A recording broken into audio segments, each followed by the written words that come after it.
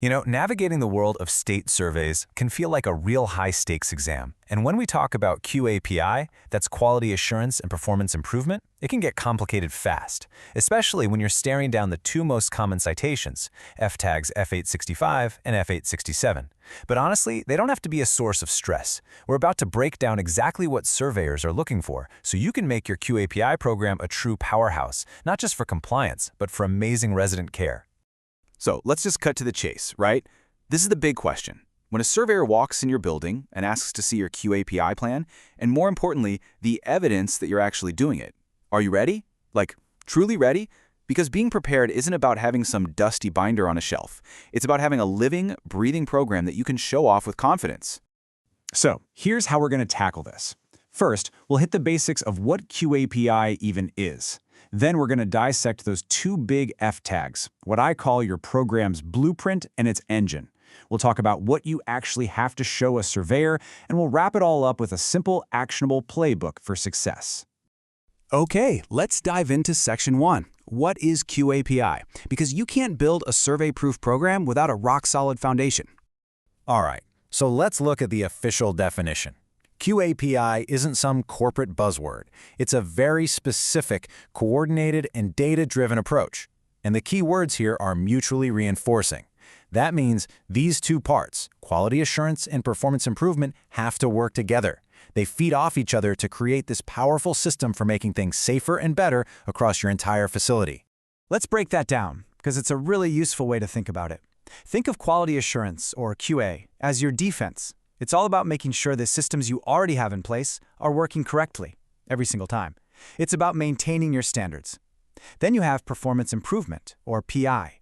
That's your offense. This is the proactive part, where you're actively hunting for problems and opportunities and then making real changes to get even better.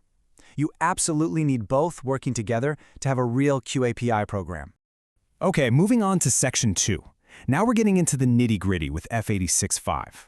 I always call this your program's blueprint. This F tag is all about the documented, written plan itself, its structure, what it covers, and really importantly, who's in charge. So, why do facilities get dinged with an F865 citation? Well, this slide is basically a surveyor's cheat sheet for what not to do. A lot of it comes down to the basics. You don't have the documentation, you can't find the plan when they ask for it, or the plan you have just isn't comprehensive. It doesn't cover everything. But look closely at those last 2 points. They're all about leadership. If leadership isn't overseeing the program, or if the whole thing falls apart when a don or an administrator leaves, that's a huge red flag for a surveyor. And this right here, this quote from the regulation is why. The rules put the responsibility squarely on the shoulders of your governing body and your executive leadership. They are the ones who are ultimately accountable for making sure this program even exists, that it has the resources, staff time, training, and that it actually gets the job done. A surveyor is absolutely going to look for hard evidence that leadership is involved. Okay, on to Section 3.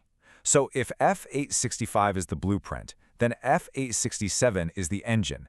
This has nothing to do with the paper plan. It's all about what your facility is actively doing. This is where a surveyor is looking for proof that your QAPI program is actually running.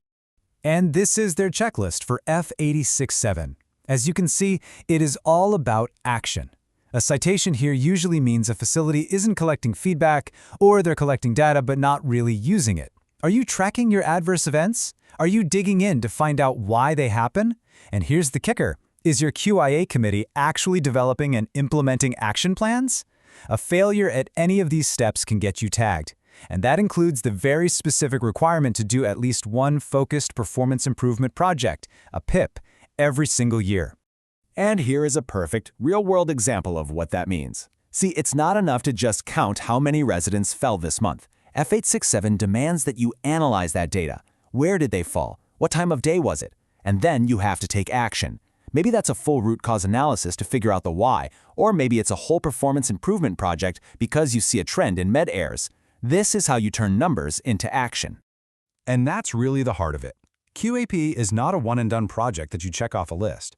It's a continuous cycle, a journey. You spot a problem, you take action, you measure to see if it worked, and then you keep tracking it to make sure that improvement actually sticks around for the long haul. A surveyor wants to see proof that you are sustaining your gains. Now for Section 4, and this is a big one for a lot of people. Let's talk about what happens when that surveyor says, "Okay, show me the proof." Knowing what you have to show them and what you don't can be stressful, but the rules are actually pretty straightforward. Okay, here's the deal. On the left, you've got what you absolutely must be ready to hand over. Your written QAPI plan, your data reports, PIP documentation, stuff like that. On the right is what's generally protected, like your QAPI committee minutes. But, and this is a huge but, there's a massive asterisk here. If those protected minutes contain the only proof that you're actually meeting the QAPI requirements, you have to show them. The bottom line is, you can't hide behind protection. You always have to be able to prove that you're doing the work. And here's some really good news. The regulations have what's called a good faith provision. What this means is that if a surveyor finds a problem, but you can prove that your QAA committee had already identified that same problem and you're actively working on fixing it, you're protected from getting a sanction for it.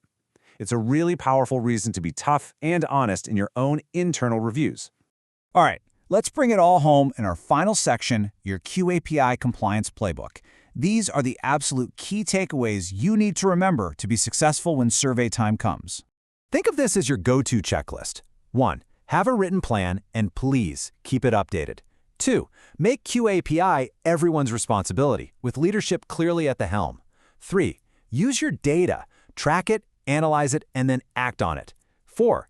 Document everything you do, from how you get feedback to how your PIPs turned out. 5. Do that one mandatory PIP every year.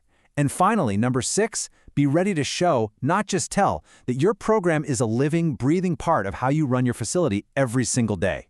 So I'll leave you with this one last thought to take back to your team. Take a hard look at your program and ask yourselves, honestly, is this just a paper exercise we dust off when we hear surveyors are in the area? Or is this a living process that's genuinely making a difference in the lives and safety of our residents? Because when you get right down to it, that's the whole point. This educational video was brought to you by Mr. Betts, your expert nurse consultant.